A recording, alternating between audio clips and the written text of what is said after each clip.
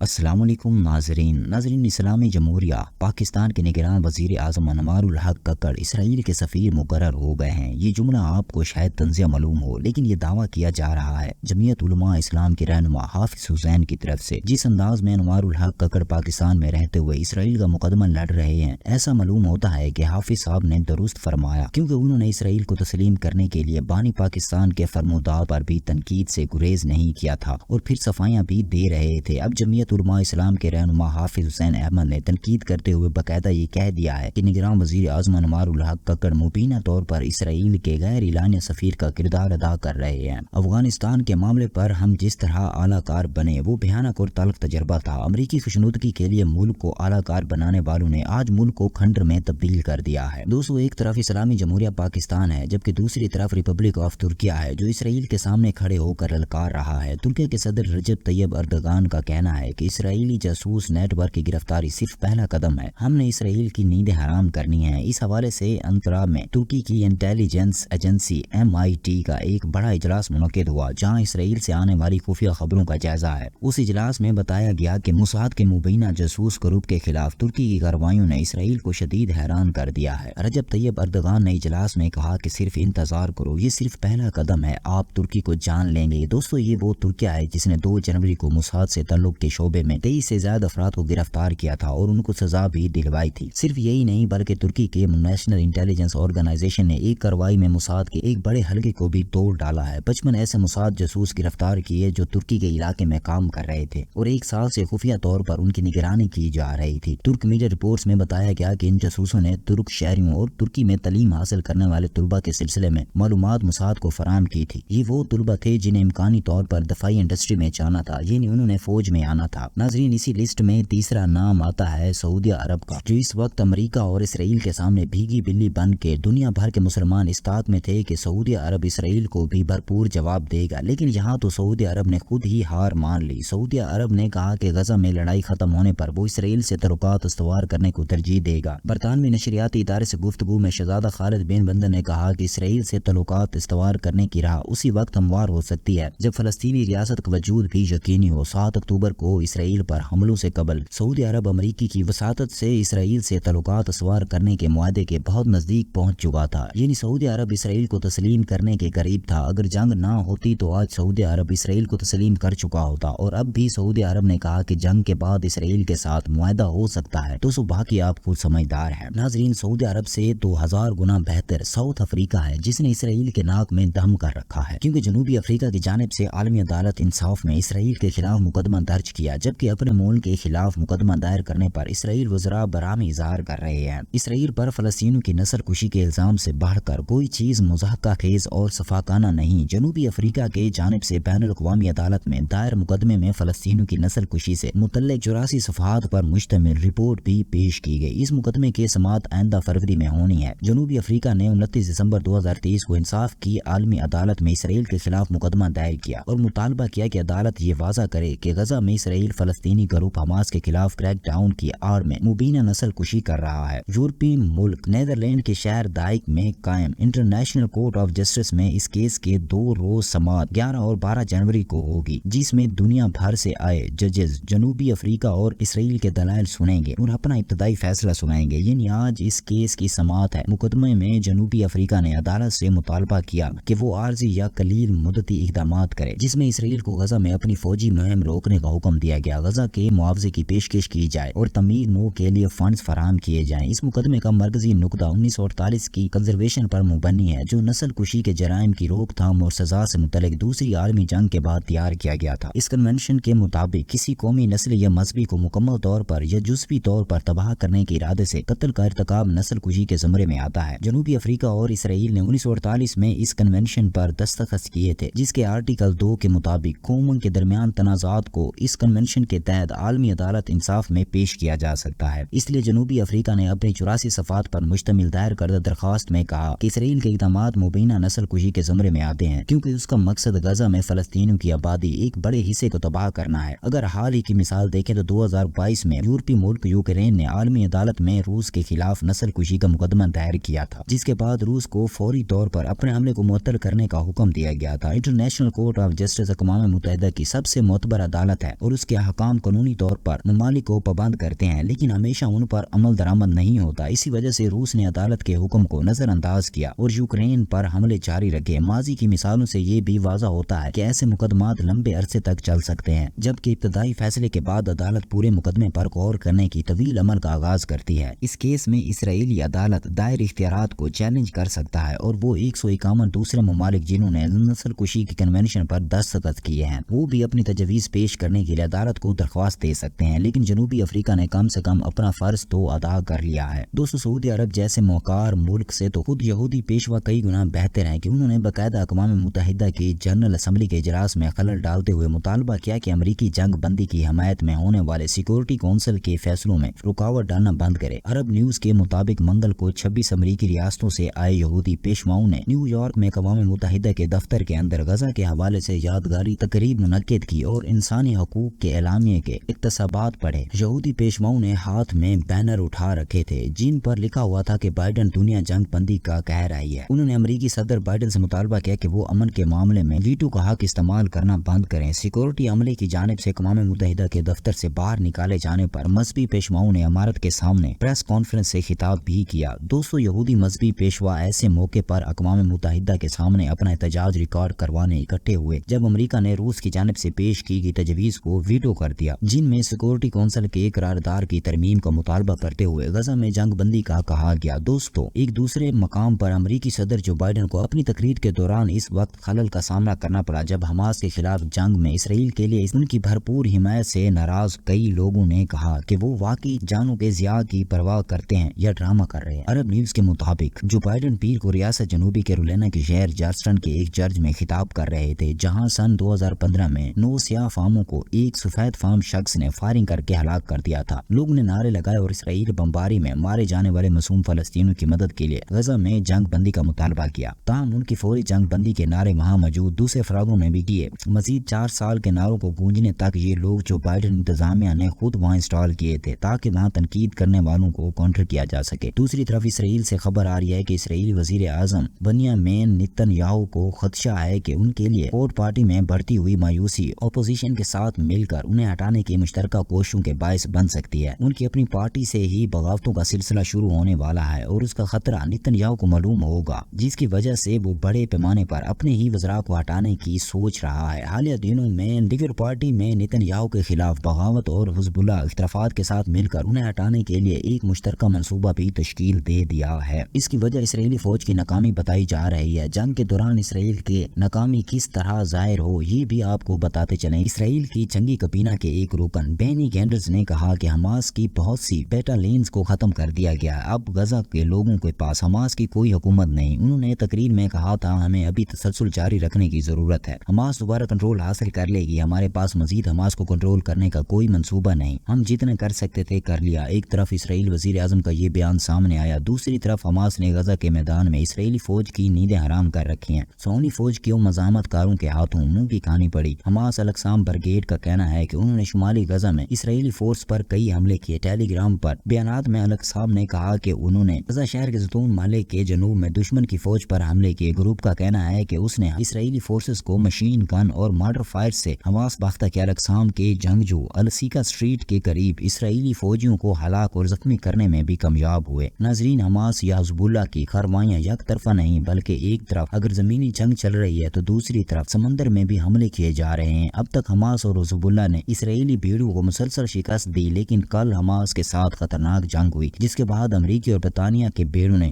Hamas اور حزب اللہ کو شکست دی۔ برطانیہ کے وزیر دفاع گرانٹ شپس کا کہنا ہے کہ برطانیہ اور امریکی بحری افواج نے بحیرہ احمر پر یمن کے حوثیوں کے اب تک کے سب سے بڑے حملے کو ناکام بنایا ہے۔ پورے پر مبنی جیٹ طیاروں نے راتوں رات 21 یمنی ڈرون اور میزائلوں کو مار گرایا ہے۔ حوثیوں نے کہا کہ انہوں نے ساتھیوں کی موت کے بدلے میں ایک امریکی جہاز کو نشانہ بنایا جنہوں نے گزشتہ ماہ سپیڈ بورڈ کے ذریعے کنٹینر جہاز پر حملے کی کوشش کی تھی، جس کے بعد امریکی اور برطانیہ جہازوں نے مل کر حوثی باغی حزب اللہ اور حماس کو جواب دیا۔ اس جوابی کارروائی میں حماس کا بڑا نقصان بھی ہوا، لیکن حملے بدستور جاری ہیں۔ جہاں یہ جنگ چل رہی تھی وہیں حوثی باغیوں کے ترجمان ٹی وی پر بیٹھ کر شور کر رہے تھے۔ حوثی گروپ کے ترجمان نے برطانوی نشریاتی ادارے بی بی سی کو دیے گئے ایک انٹرویو میں میزبان کو ہی لاجواب کر دیا، یعنی آپ یہ سمجھیں کہ اس وقت 3 قسم کی جنگیں چل رہی ہیں، زمینی، سمندری اور آخری جنگ۔ اس طرح میڈیا پر جاری غیر ملکی میڈیا رپورٹس کے مطابق برطانوی نشریاتی ادارے کی میزبان نے حوثی گروپ کے ترجمان محمد علی حوثی نے انٹرویو کے درمیان پوچھا یمن غزہ سے میلوں دور ہے، پھر آپ فلسطینیوں کی حمایت کیوں کر رہے ہیں؟ اس سوال پر حوثی ترجمان نے جوابی سوال داغ دیا اور پریزنٹر سے ہی پوچھا کہ آپ بائیڈن اور نتن یاہو کے ایک اپارٹمنٹ میں رہتے ہیں، کیا وہ قابض ملکوں سے میلوں دور ہیں؟ یہ سن کر میزبان لاجواب ہو گئے۔ انٹرویو میں حوثی گروپ کے ترجمان محمد علی حوثی نے کہا کہ فلسطین میں تباہی کی امریکی اور یورپی مشینوں کو جارحیت جنگ اور دہشت گردی سے روکا جائے۔ انہوں نے مزید کہا کہ غزہ کے لوگوں پر اسرائیلی حملوں کی وجہ سے حوثی بحر امر میں جہازوں کو نشانہ بناتے رہیں گے۔ بہرحال دوستو آج کے لیے اتنا ہی، مزید خبروں اور اپڈیٹس کے لیے ہمارے ساتھ جڑے رہیے۔